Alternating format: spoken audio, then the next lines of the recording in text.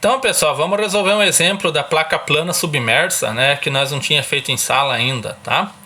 Então a gente quer determinar a força R que deve ser aplicada no ponto A, né? Então aqui a gente tem essa comporta, o A, aqui nessa figura, né? Ela gira em torno do ponto O, então quer dizer que aqui em A ela pode ir para a direita ou para a esquerda, não é? Então a força R é aplicada no ponto A, a gente quer saber o valor dessa força, tá? Então a gente quer saber o valor da força aplicada no ponto A, da comporta da figura abaixo, para que o sistema permaneça em equilíbrio, sabendo-se que a mesma pode girar em torno do ponto A. São dados no problema, não é? Pressão nessa câmara aqui, P01 de 100 kPa. A pressão aqui nessa outra câmara, P02 de 50 kPa. Como a gente pode perceber, não é? Como está pontilhado, então isso aqui é um gás. Então é pressão gasosa, né? A gente percebe que aqui esse recipiente, né? Esse tanque aqui está separado aqui no meio, então tem dois líquidos aqui, líquido 1 e líquido 2, né? Por isso tem dois pesos específicos diferentes. O líquido 1 tem 10.000 Newton por metro cúbico, né? Provavelmente pode ser água, né? Mas o problema não diz. E o líquido 2, 8.000 Newton por metro cúbico, né? Pode ser algum tipo de óleo. Também o problema não especifica, mas também para fazer os cálculos, né? Não, por enquanto não nos interessa o tipo de líquido, tá? Então aqui a pressão aqui nessas duas câmaras são pressões gasosas, porque o recipiente está fechado, tá? O problema ainda nos diz que essa comporta tem uma altura, né? A altura da comporta altura de 5 metros e B a largura, né? O quanto que é a largura dela de 2 metros, tá? Então aqui primeiramente a gente tem que fazer o quê? Né? Então, como diz aqui, né, na resolução, né, P01 e P02 são pressões de gases. A gente não pode somar pressão de gás e pressão de líquido como carga de pressão. Não é? A gente viu nas últimas aulas que carga de pressão é pressão do líquido em altura, né, em metros. Tá? Então, como P01 e P02 são pressões de gases, a gente tem que transformá-las em cargas de pressões, alturas de líquidos. Por que a gente faz isso? Porque quando a gente transformar essas pressões gasosas em cargas de pressões ou alturas de líquido, a pressão efetiva, né, na altura dos dois líquidos vai ser zero. Ou seja, quando a gente transformar essa pressão de gás em pressão de líquido, a gente vai poder abrir esse recipiente. Então a gente vai trabalhar com os recipientes abertos. Então a gente vai ter uma superfície livre, não é? E a gente viu que na superfície livre a pressão é zero, a pressão é nula. Como que a gente faz isso então? Então a gente vai pegar essas pressões e transformar a altura de líquido. Quais líquidos que são C? A gente tem dois líquidos diferentes, líquido 1 e líquido 2. Então do lado esquerdo a pressão 0,1 vai ser transformada em líquido 1, né? E a pressão do lado direito, né, P02, vai ser transformada em líquido 2. A gente viu, né, que a carga de pressão é pressão dividido pelo peso específico. Então, P01 sobre γ1, né, que é 100 kPa, né, tem que passar para Pascal, multiplicar por 1.000, 100.000 por 10.000 dá 10 metros, e do lado 2, não é, 50.000 dividido por 8.000 dá 6,25. O que a gente fez então? A gente retirou essa tampa aqui em cima, né, do recipiente, essa parte aqui, e preencheu esse gás como se fosse líquido. Então agora a gente não vai ter mais esta figura. Então eu fiz uma figura um pouquinho mais requintada, né? Que aqui está meio preto e branco. Então fiz uma figura colorida, né? Ficou muito melhor, se a gente for ver, né? Ela ficou uma figura mais bonita, né? Então eu coloquei o líquido 1 de vermelho e o líquido 2 de alaranjado. E coloquei algumas variáveis aqui para a gente relembrar. Lembra que na aula eu coloquei que sempre que tiver uma variável com uma barra em cima, significa, né, a distância em relação ao centro de gravidade. Então, relembrando o que a gente viu na aula, na comporta, a gente tem o quê? Uma placa plana submersa, o centro da comporta é o centro de gravidade. Como a placa é uniforme, não é? Ela é plana e uniforme, o centro de gravidade fica bem no meio da placa. Como tem 5 metros de altura, o meio da placa vai ter 2,5 metros. Agora, Como eu tenho uma distribuição que não é uniforme de pressão, conforme a figura eu fiz no quadro na sala, não é? Quanto mais fundo a placa se encontra, maior vão ser as pressões, não é? Então eu tenho uma distribuição linear dessa pressão. Aqui no ponto zero, né, aqui em cima no ponto O, quer dizer, a pressão é menor do que no ponto A. Então, nós vimos em sala que a distribuição de pressão é maior na parte inferior da placa. Isso faz com que eu tenha um centro de pressão, que é o tal do CP. Então, o centro de pressão sempre é abaixo do centro de gravidade. Tá? Isso é regra, pessoal. Tá? Centro de pressão abaixo do centro de gravidade. Como eu tenho dois líquidos, 1 e 2, eu vou ter dois centros de pressões. Né? O centro de pressão 1, CP1, que é do líquido 1, e o CP2, que é do líquido 2. Logo, então, né, eu vou ter que fazer o cálculo, né, desses centros, tanto do lado esquerdo quanto do lado direito. Aqui a gente tem, então, o que? H1, então, que a gente tem lá atrás, é a transformação, não é? Daquela pressão gasosa em altura de líquido, que é carga de pressão. A gente viu que o H1, né, a gente, se for lembrar, é 10 metros e o H2 é 6,25, né? Aqui, então, a distância da linha que a gente tinha no começo, né, do líquido até o ponto O, continuou sendo de 1 metro. Então, desta nova configuração aqui, o que eu tenho? H1 barra e H2 barra é a profundidade do centro de gravidade. Né? Essa barrinha indica que é a distância, né, ou a profundidade da superfície livre, aqui em cima, né, que já que agora ó, vocês verem que a figura está aberta aqui em cima, então agora eu tenho que pressão efetiva aqui é 0, então a pressão efetiva daqui é 0, então eu tenho que a profundidade da superfície livre até o CG do lado esquerdo é H1 barra e do lado direito é H2 barra. Não é? Então a gente vai usar essas alturas para calcular o quê? O cálculo das forças resultantes. Né? Essas fórmulas tem naquela aula 2, né, que eu passei do PowerPoint, que a gente viu em sala. Não é? Ó, força resultante do lado esquerdo, FR1, é o peso específico vezes a altura do centro de gravidade até a superfície livre, né, a profundidade, que é H1 com barra, vezes a área da comporta.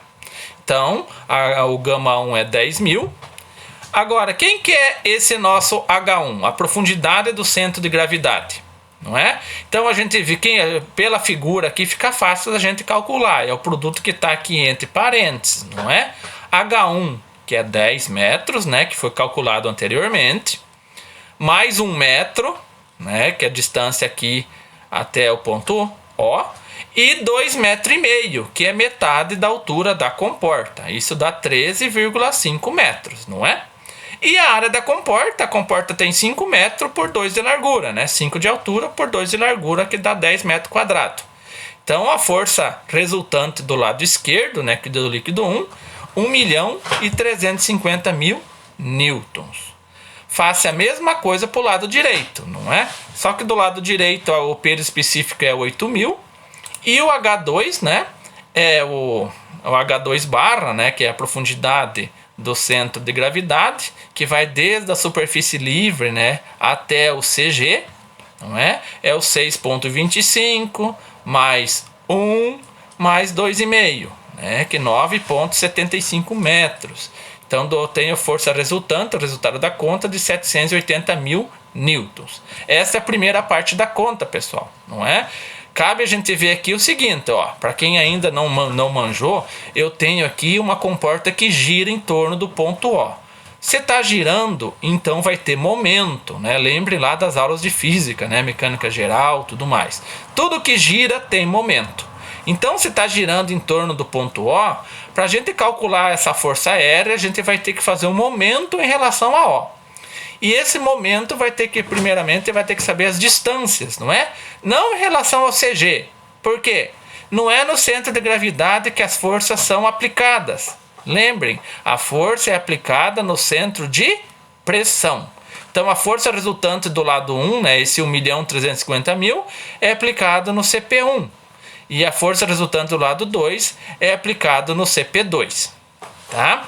Então a gente precisa calcular essas distâncias do ponto O até o CP1 e do ponto O até o CP2. Mas antes disso a gente vai calcular o quê? Qual que é a distância entre CG e CP? Né? Distância entre CG e CP.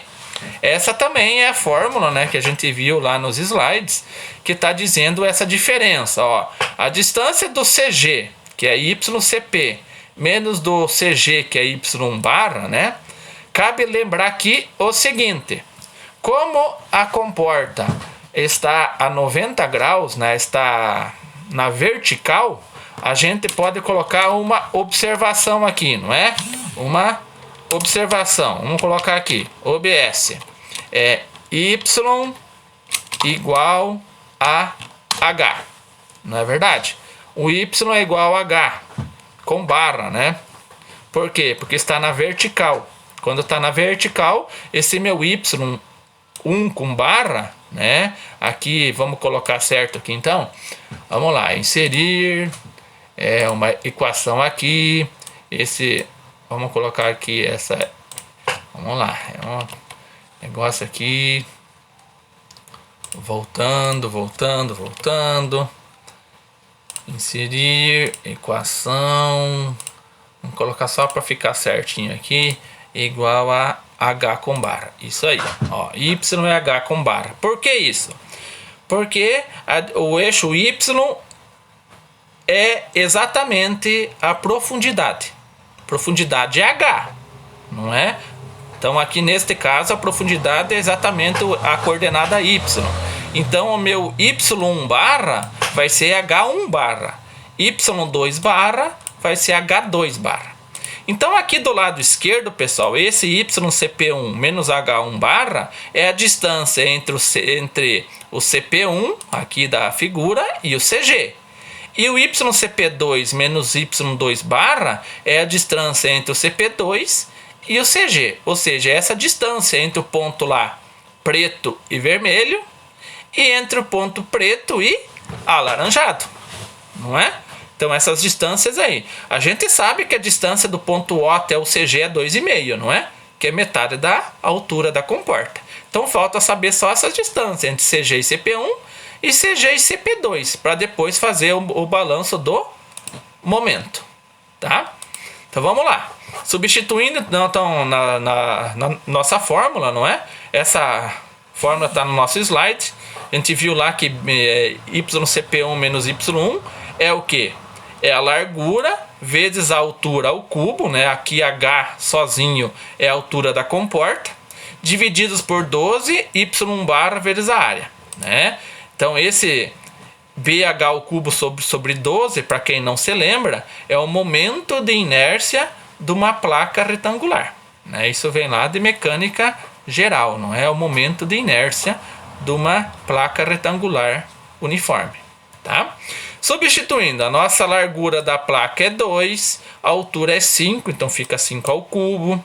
12 vezes Y1, né? Y1 é o que? Voltando aqui em cima na equação, é 10 mais 1 é 2,5, que é os 13,5, não é? E a área que é 5 vezes 2, que é 10.